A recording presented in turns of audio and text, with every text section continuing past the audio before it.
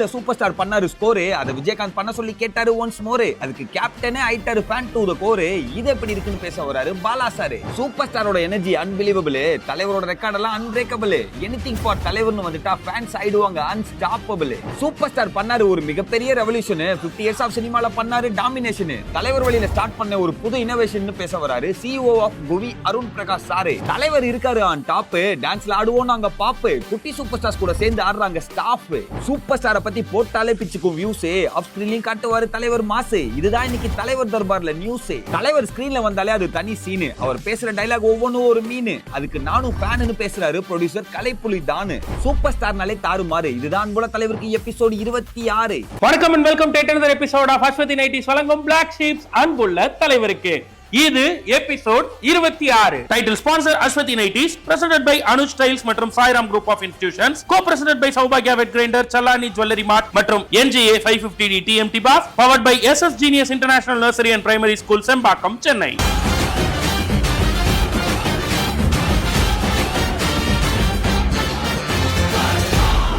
தலைவருடைய சினிமாவை பற்றி, தலைவருடைய கருத்துக்களை பற்றி இதெல்லாம் பேசும்பொழுது தலைவருடைய ஆன்மீகத்தை பத்தி எப்படிங்க பேசாம இருக்க முடியும்?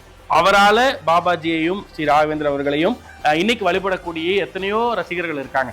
அதுல ரொம்ப குறிப்பா தலைவர்களுடைய இந்த பாபா குகைக்கான பயணம், அதுல நிறைய சுவாரஸ்யங்கள் நிறைந்திருக்கு. அதை பத்தி இன்னைக்கு நம்ம கூட ஷேர் பண்ணிக்க வராரு நம்ம பாலான ஆன் தி செக்மெண்ட். இது எப்படி இருக்கு?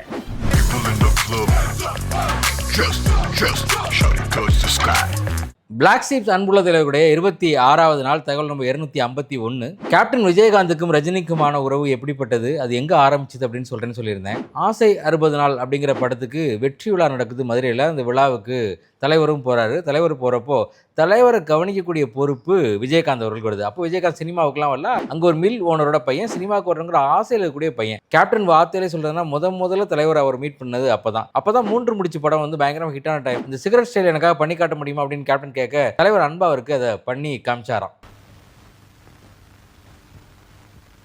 காஃபி கொண்டு வாடா.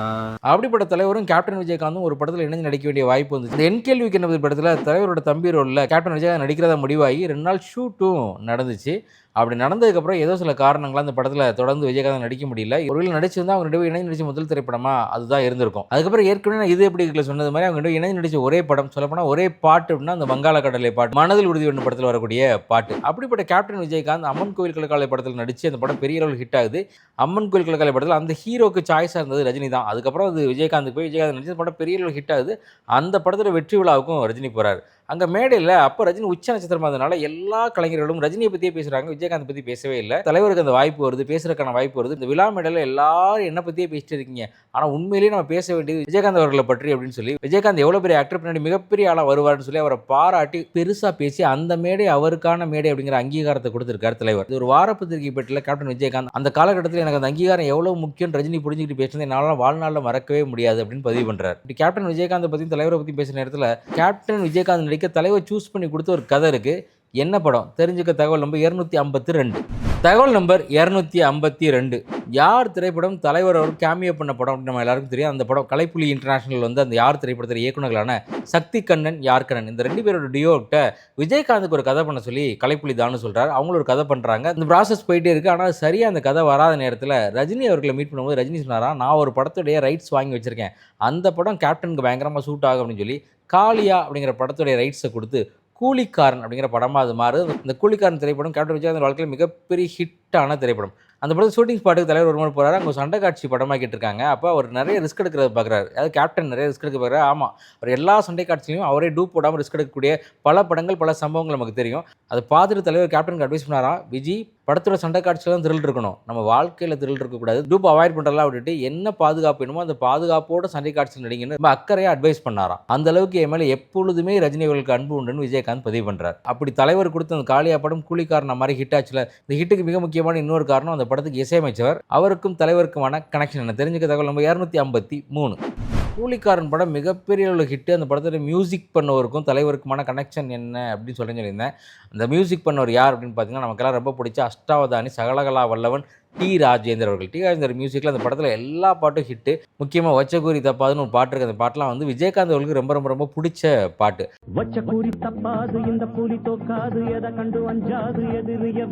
அப்படிப்பட்ட டி ராஜேந்தருக்கு ரஜினிக்குமான கனெக்ஷன் என்ன அப்படின்னு பார்த்தீங்கன்னா, டி ராஜேந்திர படங்கள் ரஜினிக்கு ரொம்ப பிடிக்கும். முக்கியமாக உருளைகாலம் காலகட்டத்திலேருந்து. அதே போல் ரஜினியை சினிமாவுக்கு வர்றதுக்கு முன்னாடி மிகப்பெரிய அளவில் ரசித்து சினிமாவுக்கு வந்தவர் டி ராஜேந்தர் அவர்கள். அப்படிப்பட்ட டி ராஜேந்தர் ஒரு படத்தில் ரஜினியை எப்படியாவது கேஸ்ட் பண்ணணும் அப்படின்னு முடிவு பண்ணி உயிருள்ளவரை உசாரம் படம் எடுக்கிறார். அவருடைய மனைவி பேரை வச்சே படம். அந்த படத்தில் செயின் ஜெய்பால்னு ஒரு கேரக்டர் எழுதுறாரு. அந்த கேரக்டர் எழுதிட்டு இந்த கேரக்டர் ரஜினி சார் தான் பண்ணணும் அவர்கிட்ட போய் கதை சொல்லி அவர் எப்படி இந்த டயலாக் பேசினு ஒரு நடிச்செல்லாம் அவர்கிட்ட காட்டுறாரு. ஆனால் அதெல்லாம் கேட்டு முடிச்சுட்டு ரஜினி சொன்னது, இந்த கேரக்டரை என்னை விட நீங்கள் பண்ணால் சரியாக இருக்கும்னு சொல்லி முதலாக டி ராஜேந்தரை வாங்க சினிமாவில் நடிங்கன்னு கூப்பிட்டது யார் அப்படின்னு பார்த்தீங்கன்னா தலைவர் தான். தலைவர் சொன்ன அந்த சஜஷனில் தான் செயின் ஜெய்பால் கேரக்டர் நடிச்சு பின்னாடி நிறைய படங்கள் நடிகராகவும் பரிமளித்தார்.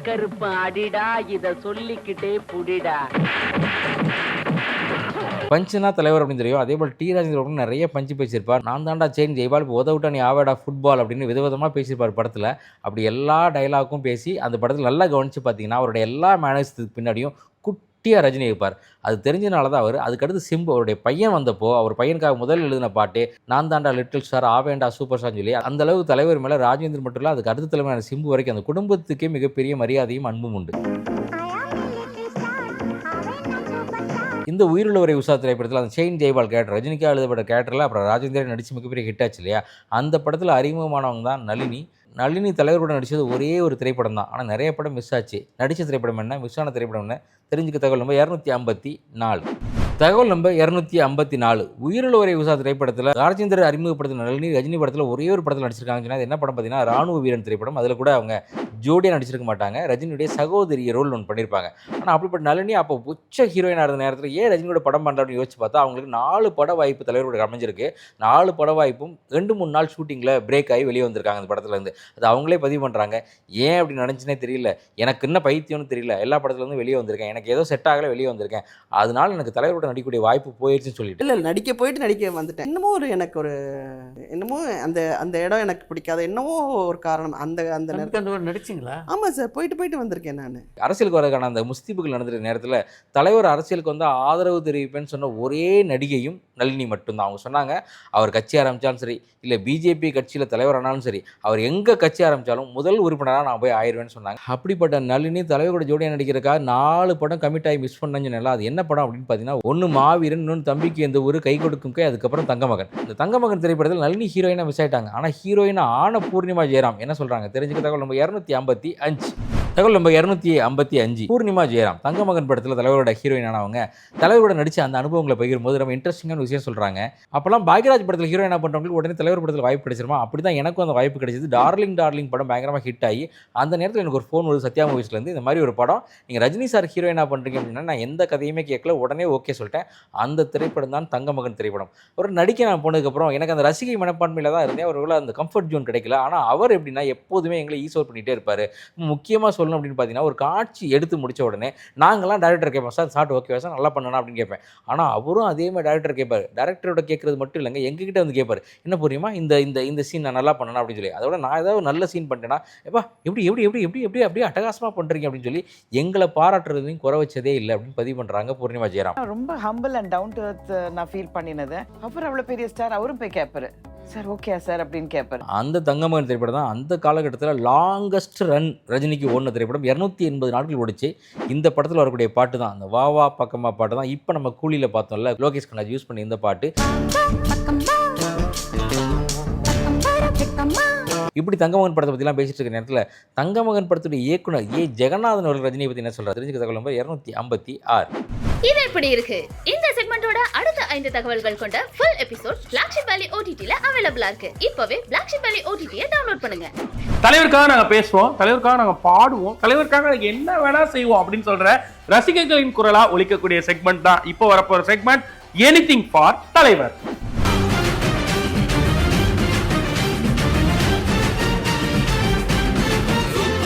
Hi, my name is Praveen and I'm from Chengalpattu. எனக்கு நினைவு தெரிஞ்ச நாள்லேருந்தே எனக்கு தலைவர் ஃபேன் தாங்க. ஏன்னா நான் சின்ன வயசுலேருந்து சரி இந்த டிவியில் அப்போது சன் டிவி KTV அப்போலாம் அந்த படம் போடும்போது உட்காந்து பார்க்குறது, அது போட்டாலே நான் நவரவே மாட்டேன், அப்படியே பார்த்துக்கிட்டே இருப்பேன். அது எப்போதுலேருந்து ஃபேனான்னு எனக்கு சொல்லவே முடியல. எனக்கு தெரிஞ்சு நான் ஃபஸ்ட் ஸ்டாண்டர்ட்லேருந்தே எனக்கு ரஜினியும் ரொம்ப ரொம்ப ரொம்ப ரொம்ப பிடிக்கும். பழைய காலத்து படம்லாம் இன்னும் கூட பார்ப்பேன், அப்போல்லாம் பார்த்துக்கிட்டே இருப்பேன். இந்த ஒரு படத்துலேருந்து இன்னும் ரொம்ப பிடிக்க ஆரம்பிச்சது அப்படின்னா அன்புள்ள ரஜினிகாந்த். முத்துமணி சுடரே வா, முல்லை மலர் கொடியே வா, கண்ணுறங்கும் நேரமாகுதே, என் கண்ணே கீதம் பாடும் ரஜினி அங்கிள் அப்படின்னு மீனா மேம் சொல்லுவாங்க. ஸோ அந்த டைமில் வந்து நானே எப்படி ரஜினி அங்கிள் அப்படின்ற ஒரு அந்த ஃபீல், அந்த ஒரு அந்த அஃபெக்ஷன் அப்போவே அந்த படத்துலேருந்து எனக்கு அவர் கூட ஒட்டிக்கிச்சு. பேசும்போதும் சரி, பேசும்போது நான் இப்படி பார்க்குறதோ, இப்படி கேட்குறதோ, லிசன் பண்ணுறதோ சரி, இல்லை நிற்கும் போது கையை ஹிப்பில் வச்சு நிற்கிறதோ சரி, அந்த ஆக்ஷன்ஸ்லாம் தானாகவே அவர்கிட்ட இருந்து எனக்கு வந்துருச்சு. அது முத்து படத்தில் அழுகும் போதும் ஆட்டோமேட்டிக்காக அழுகு வரும், அவர் சிரிச்சாருன்னா நம்மளுக்கு சிரிப்பு வரும், அவருக்கு அந்த அண்ணாமலையில் அப்படி ஒரு கோபம் வரும்போது நம்மளுக்கும் அந்த ஒரு வெறி வரும். பிரம்மதுரை அதில் அவர் அந்த பர்த்டே பார்ட்டியில் அவர் அவ்வளோ வெகுலியாக இருப்பார் அந்த படத்தில் ஃபுல்லாக. ஃபர்ஸ்ட் ஹாஃபில் அவ்வளோ ஒரு நேச்சரான ஒரு நடிப்பு, அந்த வெகுலித்தனம்ன்றது இருக்குது தலைவருக்கு. அது முத்துவிலையும் சரி, இதுலேயும் சரி. ஸோ அந்த பர்த்டே பார்ட்டியில் போயிட்டு அவர் அங்கே அழுவார் பாருங்க, சத்தியமாக சொல்கிறாங்க, அழுதுட்டாங்க அந்த ஃபஸ்ட் டைம் அதை பார்க்கும்போது. இது வந்து வேற ஒரு எந்த ஆக்டருக்கும் எனக்கு வந்து அது வந்து இது வரைக்கும் மீட் ஆனது கிடையாது இவரை தவிர. So love towards him it's unbreakable. It's keep on building 50th year. இதெல்லாம் ஒரு லெகசி. இந்த மாதிரி ஒரு அச்சீவ்மெண்ட் ஏஷியாலேயே யாருமே கிடையாதுங்க. 75 years ஏஜில் இன்னமும் ஹீரோவாக நடிக்கிறாரு, இன்னமும் அவர் படம் ஹிட் ஆகுது. உங்கள் ரெக்கார்ட்ஸ் எல்லாம் பிரேக் பண்ண எவ்வளோ பிறந்து தான் வரணும், அது நீங்களாக தான் இருக்கணும். என் பேர் சாஸ்வத், ப்ராப்பர் சென்னை பையன், இங்கே சூப்பர் ஆப்ஸில் தான் ஒர்க்கிங். நீங்கள் இதெல்லாம் சொல்கிறத விட பெரிய தலைவர் ஃபேன். எல்லாருக்குமே வந்து அவங்க அம்மா அப்பாக்கிட்டேருந்து சில ட்ரீட்ஸ் வரும் இல்லைங்களா, இந்த ஜீன்ஸ் டிஎன்ஏன்னு சொல்கிறது. எனக்கு தெரிஞ்சு எனக்கு வந்து தலைவர் ஃபேன் இருக்கிறது டிஎன்ஏல வந்திருக்குன்னு நினைக்கிறேன். எக்ஸாஜரேட் பண்ணல. ஒரு பர்சன் ஒரு அடி மட்டத்துலேருந்து ஒருத்தர் எப்படி அவ்வளோ மேலே வர முடியும், டெடிகேஷன் அண்ட் ஹார்ட் ஒர்க்குக்கு ஒரு பர்ஃபெக்ட் எக்ஸாம்பிள். சினிமா ஆக்டராக நம்ம எல்லாம் பார்க்குறோம், பட் அதுக்கு பின்னாடி எவ்வளோ பர்சனல் லைஃப்பில் எவ்வளோ ப்ராப்ளம்ஸ் ஃபேஸ் பண்ணிட்டு ஒருத்தர் மேலே வந்திருக்காரு. அவர் மாதிரி ஒரு ஆனஸ்டான பர்சன் அட்லீஸ்ட் நான் பார்த்தது இல்லை. இப்போது ரீசெண்ட் ஆடியோ லான்ச்லையுமே என்ன மனசில் இருக்கோ அவர் பாட்டு பேசிட்டே இருப்பார். ஒன்றும் யாவன் என்ன பேசினா எனக்கு, நான் இருக்கிறத பேசிட்டு போகிறேன் அப்படின்னு. சினிமா இண்டஸ்ட்ரியில் இருக்கிறப்போ அந்த பர்சனல் லைஃபுங்கிறது ரொம்ப கஷ்டம், மெயின்டைன் பண்ண முடியாது அப்படிலாம் சொல்லுவாங்க. பட் ஐ திங்க் ரஜினி மாதிரி ஒரு at least to the extent I know, நம்ம எல்லாருக்கும் தெரியாது, பட் அந்த பர்சனல் லைஃப், ஃபேமிலி லைஃப் எதையுமே காம்ப்ரமைஸ் பண்ணாமல் அவ்வளோ அழகாக பேலன்ஸ் பண்ணி I think he is just set an example there. எங்கள் அப்பாவோட ஃபேமிலியில் எங்கள் அப்பா தவிர எல்லாருமே வெள்ளையாக இருப்பாங்க.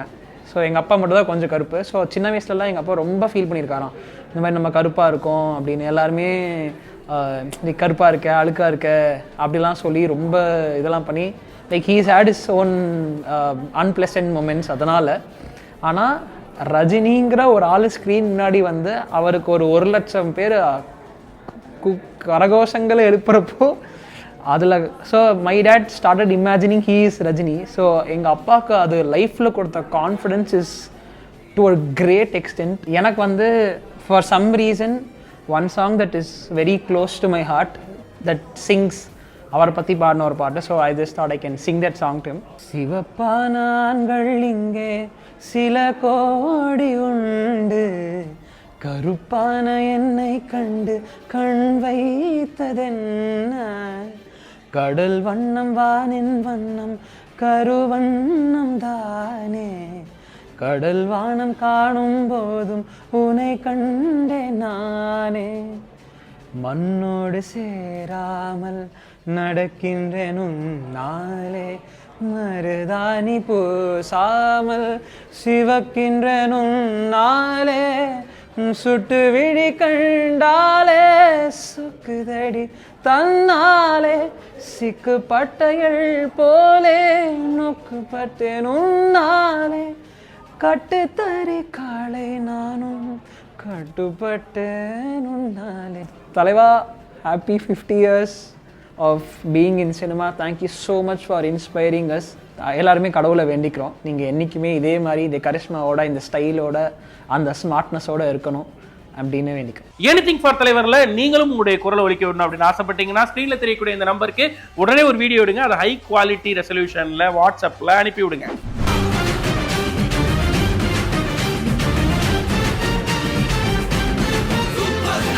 இந்த செக்மெண்ட்ல நம்ம டெய்லி ஒவ்வொரு ஆண்டர்பிரினரை சந்திக்கிறோம். ஒவ்வொருத்தர் ஒவ்வொரு துறையில இந்த எக்ஸ்ட்ரீம் அந்த எக்ஸ்ட்ரீம்னு எங்க இருந்தோ இருக்காங்க. அப்படி இன்னைக்கு ரொம்ப முக்கியமான ஒரு இடத்துல இருக்கக்கூடிய குவி லேர்னிங் பிளாட்ஃபார்ம்னுடைய எம்டி திரு அருண் பிரகாஷ் அவர்கள், அவர் சொல்றாரு தலைவர் வழி எப்படி அவர் ஜெயிச்சார் அப்படிங்கிறத ஆன் தி செக்மெண்ட் தலைவர் வழி.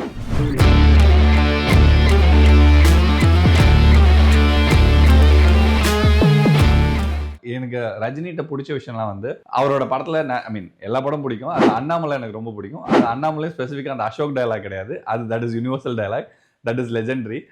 பட் லாஸ்ட்ல வந்து அவர் என்ன சொல்வார்னா வந்து நான் எதுக்காக இதெல்லாம் பண்ணேன் அப்படின்றத ரியலைஸ் பண்ற மொமெண்ட் இருக்குல்ல, தட் இஸ் இக்கிகாய் மொமெண்ட் அப்படின்னு சொல்லுவாங்க. So whatever you do it, you should know why you are doing it.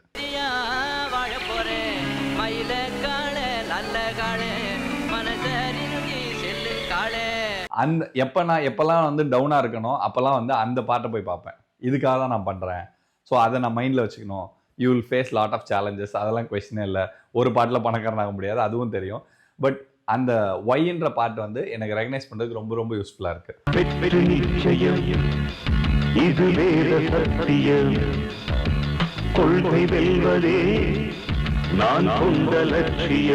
அதை தாண்டி வந்து இன்னொரு முக்கியமான விஷயம்னா வந்து நான் வந்து ரஜினியோட அந்த ஹியூமர் சென்ஸ்க்கு வந்து பயங்கரமான அடிமைன்னு சொல்லணும்னு வச்சுங்களேன். எங்கள் வீட்டில் வந்து இது வரைக்கும் வந்து இல்லுமுள்ள வந்து நான் அட்லீஸ்ட் ஒரு 200 to 300 டைம்ஸ் பார்த்துருப்பேன். அதுவும் அந்த மன்னன் படத்தில் வந்து கவுண்டமணியும் அவரும் அந்த உண்ணாவிரதம் இருப்பாங்களா, அந்த சீன், அந்த ரெண்டு இதுவும் வந்து எப்போல்லாம் when I am down, when I want to relax, that is the only laughter therapy for me. So அதை போய் பார்த்தோன்னா எனக்கு அந்த ரெண்டு இதுவும் கவுண்டமணியோட கவுண்டரும் ரஜினியோட ரியாக்ஷனும் சூப்பராக இருக்கும். ஸோ அதில் வந்து என்னோட ஸ்ட்ரெஸ் பஸ்டர் அதுதான். நான் இங்கே உட்கார்ந்ததே தப்பு. 3வது ரோல நான் உட்கார்ந்துருந்தா என் இஷ்டத்துக்கு எந்திரிச்சு ஓடி போயிருப்பேன். 50 வயசுக்கு மேல இந்த நாய்க்கு செத்த என்ன போச்சா என்ன, என்னால பசி தாங்க முடியல. அப்புறம் இன்னொரு விஷயம் என்னன்னா வந்து he always என்ன சொல்ல reinvents himself. reinventsனா என்னன்னா வந்து he knows how long he has to work with the director, how he has to move with the new director. சரிங்களா, அந்த ரெண்டு பார்ட்டுமே he knows how to do it. ஒரு நல்ல டேரக்டரோட எவ்வளோ நாள் சிங்கில் இருக்கும். ஸோ இதுதான் இந்த ப்ராடக்ட் மார்க்கெட் ஃபிட்னு சொல்லுவாங்க ஆண்டர்பிரினர்ஷிப்பில். உங்களுக்கு ப்ராடக்ட் மார்க்கெட் ஃபிட் இருக்கும், ஏன்னா you will have a edge. அந்த எட்ஜ் வந்ததுக்கப்புறம் உங்களை பார்த்து இன்னொருத்தரை காப்பி அடிச்சிருவாங்க, இல்லை சிமிலர் பார்த்து இன்னொருத்தர் வருவாங்க. அது வந்து ஹார்வர்டில் பார்த்தீங்கன்னா அது ஒரு ஸ்டடியே இருக்குது, அதாவது டிரான்சியன் அட்வான்டேஜ் இருக்குது. இப்போ நீங்கள் ஏதோ ஒன்று சொல்கிறீங்கன்னா அது இன்னொருத்தர் பண்ணிடுவாங்க. இப்போ நான் வெர்னாக்குலர்னு சொன்னோன்னே நான் அது வந்து கொஞ்சம் எல்லாம் ரெகனைஸ் பண்ணேன். என்ன மாதிரியே ஒரு 5 கம்பெனி வெர்னாக்குலரில் இப்போ இருக்குது. So it is not a new thing. So now I have to figure out a new edge for it. அந்த மாதிரி ரஜினி அந்த பெர்ஸ்பெக்டிவ்ல he works with the directors and he picks the director very boldly. Not only director, I mean பொலிட்டிக்கலாக he knows that when he said that no to the party, அது அவ்வளோ சாதாரண இது கிடையாது. ஏன்னா வந்து it is is life time thing which he said no to. அந்த bold decision is nobody can take it.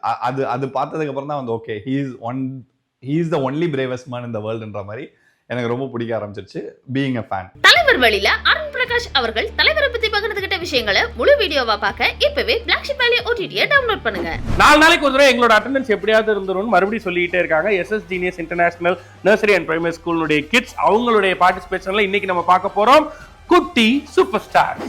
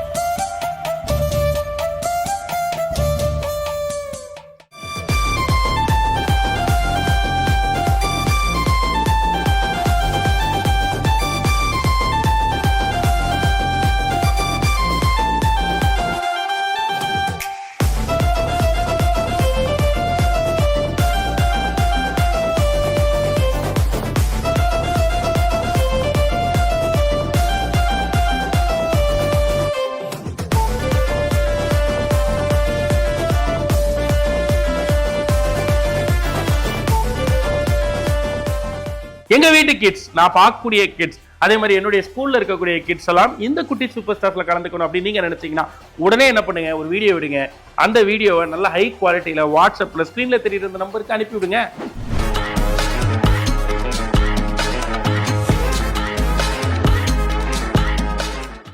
ஒரு நடிகரை நடிகரா மட்டும் இல்லாம மனிதராகவும் ரசிக்கக்கூடியது இருக்குல்ல, அது தலைவருக்கு கிடைச்ச வரப்பிரசாதம். அப்படிதான் அவர் வாழ்ந்து காட்டிட்டும் இருக்காரு நமக்கு. அப்படி அவருடைய ரியல் லைஃப் மூமெண்ட்ஸ்ல இருந்து எங்கெல்லாம் நமக்கு மிகப்பெரிய இன்ஸ்பிரேஷன் கிடைச்சிருக்குன்றத தலைவரோட ஃபேன்ஸ் எல்லாம் சேர்ந்து உட்கார்ந்து பேச போற இந்த செக்மெண்ட் தான் தலைவர் தர்பார்.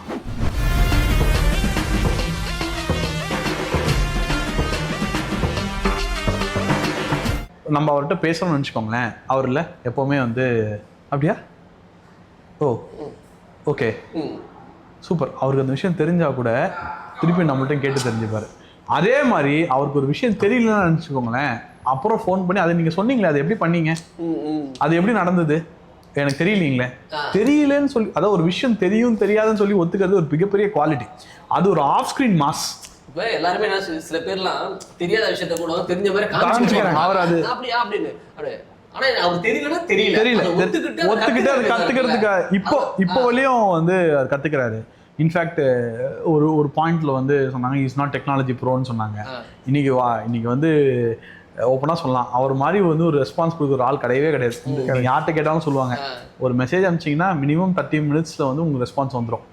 ஷூட்டிங்ல இருந்தாருன்னா அடுத்த நாள் வந்து எல்லா மெசேஜுக்கும் ரெஸ்பான்ஸ் பண்ணுவார். அதே மாதிரி அவரோட பிஏக்கு ஏதாவது ஃபோன் கால் வந்ததுன்னு வச்சுக்கோங்களேன், டே முடியும் போது இன்னைக்கு எவ்வளவு ஃபோன் கால் வந்தது, நமக்கு யார் யார்ட்டெல்லாம் பேசணும் அப்படின்னா, சார் மொத்தம் 8 மிஸ் கால் வந்து எல்லா மிஸ் காலையும் முடிச்சுட்டு தான் அவர் போய் தூங்குவார். அதே மாதிரி நீங்க வந்து போட்டோக்கு 100 பேர் நிக்கிறாங்கன்னு வச்சுக்கோங்களேன், இன்னைக்கு வந்து அவர் வந்து 75 இயர்ஸ் இருக்காரு. அவர் எங்கு தான், அதுல எந்த டவுட்டும் கிடையாது. பட் 75 வயசு அவருக்கு. அவ்வளோ நேரம் லைட்டு, அவ்வளோ நேரம் ஷூட்டிங்கு, அவர் கேரவேன்ல உட்கார பழக்கமும் கிடையாது. வெளில தான் சேர் போட்டு உட்கார்ற ஒரு நபர். வெறும் இதுக்கு மட்டும்தான், மேக்கப் மட்டும்தான் கேரவேனுக்கு போற நபர். நீங்க யோசிச்சு பாருங்க, அந்த 100 பேர் இருந்தாலும் ஒரு போட்டோ கொடுத்து தான் அவர் போகுது. அதே மாதிரி இன்னொரு ஆஃப் ஸ்கிரீன் மாஸ்டர் என்ன நினைக்கிறேன், யாருமே வாடா போடா நீ வா போ சொல்லவே மாட்டார். நான் வந்து தர்பார் ஷூட்டிங்ல மும்பைல போட்டோ எடுத்தேன் அவரோட. நான் உள்ள போகும்போது வாங்க நாகராஜ் சார், எனக்கு சாருன்னு எங்கேயோ போறேன்னா, எனக்கு எவனுமே சார்லாம் போட்டு கூப்பிட்டதே கிடையாது. ஆனா எப்பவுமே சார் தான். சார் வணக்கம் சார், ஓகே சார், ரொம்ப ஹாப்பி சார், அது சார் எல்லாருமே சார் போட்டு தான் கூப்பிடுவாரு. அது ஒரு மிகப்பெரிய குவாலிட்டி. அது தலைவர் தர்பார்ல தலைவருடைய ஆஃப் ஸ்கிரீன் மாஸ் பத்தி பேசின முழு வீடியோவை பார்க்க இப்பவே பிளாக்ஷிப் வேலி OTT டவுன்லோட் பண்ணுங்க. பேர் சொல்ற மாதிரி வேலை செய்யணும் அப்படின்றது எல்லாருமே வாழ்த்துறதுக்கு யூஸ் பண்ணக்கூடிய ஸ்டேட்மெண்ட். ஒரு பேரை சொல்லி இப்படிதான் நீ ஆகணும்னு சொல்லி அதை இன்னைக்கு எல்லாருமே ரெசனேட் பண்றோம் அப்படின்னா அந்த பேர் அவ்வளோ பவர்ஃபுல்லான பேரா டைட்டிலா மாறுனுச்சு. த சூப்பர் ஸ்டார் அப்படின்ற டைட்டிலை தலைவருக்கு கொடுத்த அவர் நம்ம கூட சில விஷயங்களை பேச வரார். அவரும் ஃபேன் தான் அப்படின்னு சொல்லி ஆன் த செக்மெண்ட் நானும் ஃபேன் தான்.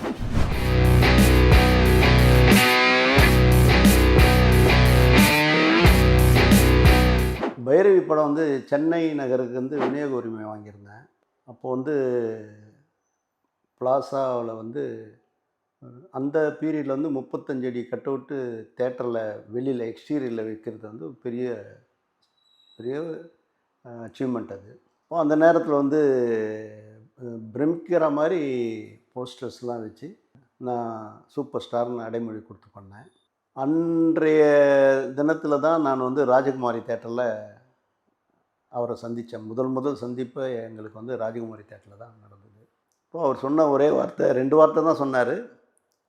ஃபண்டாஸ்டிக் போஸ்டர், பியூட்டிஃபுல் பப்ளிசிட்டி அப்படின்னாரு. அவர் என்கிட்ட பேசின 2 வார்த்தை. அதுக்கப்புறம் நான் வந்துட்டேன். அப்புறம் 84 வந்து 84 85 வந்து நான் யார் படம் தயாரித்தேன், நண்பர்களுடன், கலைப்புலி சேகர், சூரி அப்படின்னு. அந்த நேரத்தில் வந்து யார் கண்ணன், சக்தி சுப்பிரமணியம் இவங்க 2 பேரும் சேர்ந்து தான் அந்த படத்தை டைரக்ட் பண்ணாங்க.